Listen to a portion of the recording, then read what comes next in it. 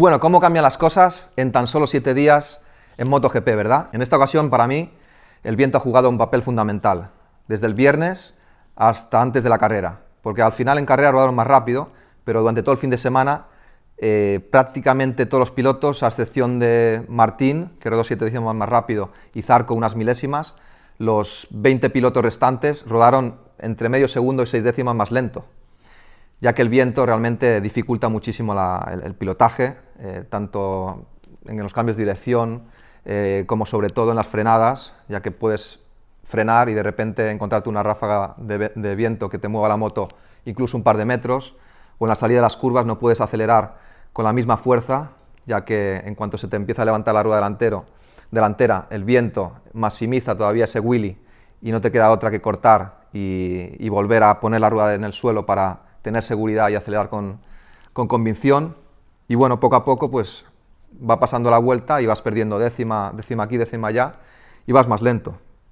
Pero al final algún piloto, incluso con viento, logra ir más rápido, ya que se encuentra muchísimo mejor, como fue el caso de Martín, pero también puede surgir el efecto opuesto y encontrarte muchísimo peor en esas condiciones y realmente sufrir más que los demás, como fue el caso de Valentino. Entonces, dos casos opuestos, casualidad o no, Valentino era el piloto con más experiencia de la categoría, Martín uno de los novatos, no sé si eso influyó o no en esas condiciones difíciles, pero fue así, y Martín rodó 7 décimas más rápido que su vuelta del fin de anterior, y Valentino lo opuesto, 1.7 más lento que 7 días antes. Una diferencia increíble, ¿no?, de ver. Carrera más apasionante, imprevisible e igualada que la anterior, y parecía difícil. La verdad es que parecía difícil, pero al final se consiguió, ya que Aprilia con Aleix aguantó prácticamente hasta el final en el primer grupo, KTM llegó, terminó a menos de 5 segundos, y Honda en algún momento se le vio un poco de lejos, pero bueno, Honda lo dejamos un poco aparte, pero tener ahí a 4 o 5 marcas luchando por las 5 primeras posiciones fue increíble, apasionante, y me encantó la carrera. La salida, Martín salió otra vez como un cohete, pero esta vez además salía desde la pole position, con lo cual llegó a la primera curva primero destacado, y fue el único piloto con pista libre que se pudo centrar en pilotar, se centró en pilotar y al final logró estar mucho más liderando la carrera de lo que se esperaba. Yo creo que lideró un 75-80% de la carrera y sorprendió a todos. Yo sinceramente esperaba que durase 3, 4, 5 vueltas en primera posición, pero los demás empezaron a estorbar, a pasar, repasar y perder un montón de tiempo. Y al final Martín seguía ahí con su ritmo y duró muchísimo en cabeza. Imposible hacer predicciones. Yo la verdad es que antes de la carrera me estudié muchísimo el FP4 y ahí había dos claros favoritos. Viñales como primer favorito, pues fue el que hizo más vueltas en 54, 7 vueltas. Zarco hizo 6 y el siguiente fue Aleix con 4 y Quartararo con 3.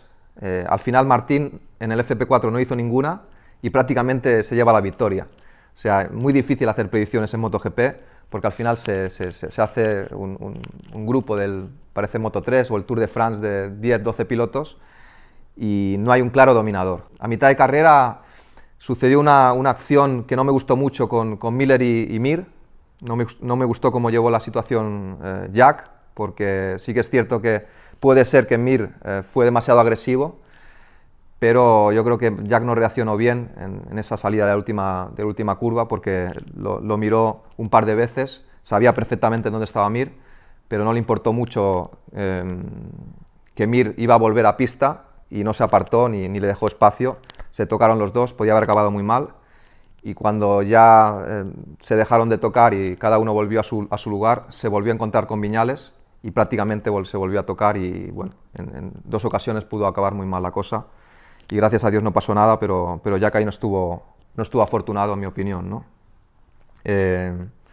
Como dije antes, no hubo un claro dominador, líder de la categoría, sí que hubo un dominador puntual de la carrera en determinados momentos, dominó o estuvo más fuerte uno que otro, pero no hay un claro dominador que coja y marque la diferencia y se intente escapar. No sé si aparecerá a lo largo de la temporada, puede ser que sea Martín con su mejora, que vaya mejorando carrera tras carrera y en determinado momento de la temporada logre imponer su dominio o otra marca, otro piloto, o que venga Márquez y a mitad de temporada empiece a dominar, pero ahora mismo no parece haber un claro dominador que te gane 3 o 4 carreras seguidas y podría ser otra temporada como en el 2020.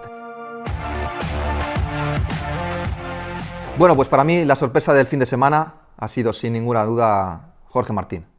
Ya dije ayer el sábado que ha nacido una estrella en Twitter. Algunos dijeron que ya era una estrella porque había sido campeón del mundo de Moto3, pero para mí se es realmente una estrella de MotoGP cuando se hacen cosas importantes en MotoGP, cuando se hacen poles, cuando se consiguen victorias, cuando se ganan campeonatos.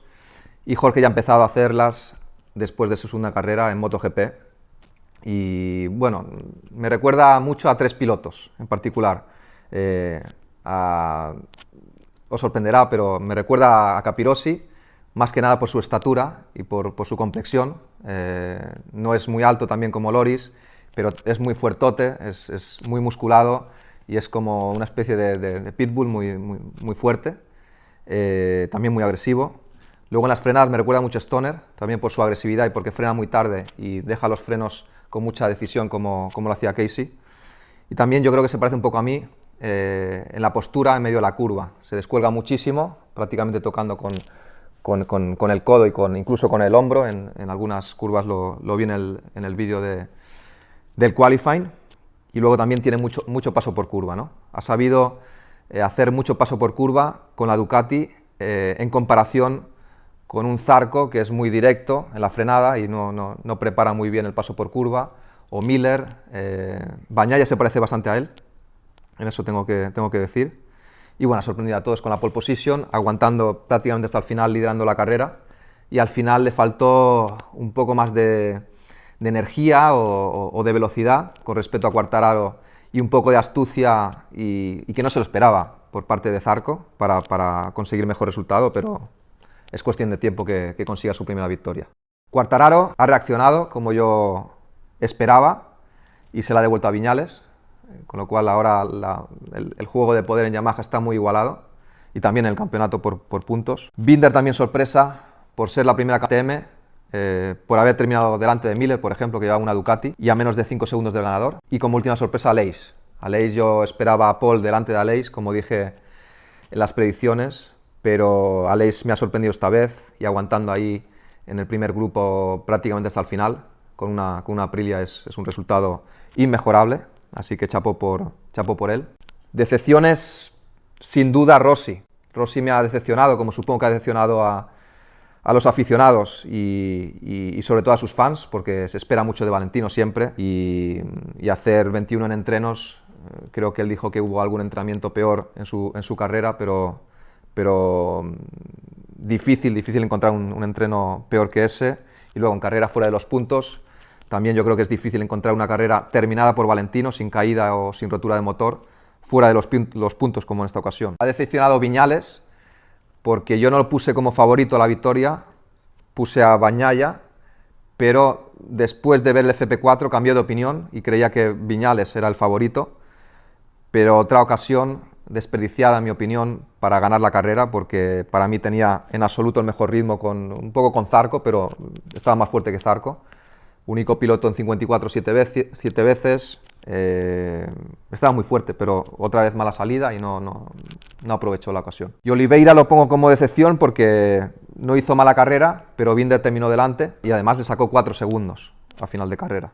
Y por último, como derrotados, vuelvo a poner a Valentino, porque ya es la segunda vez que queda muy lejos de los otros pilotos Yamaha.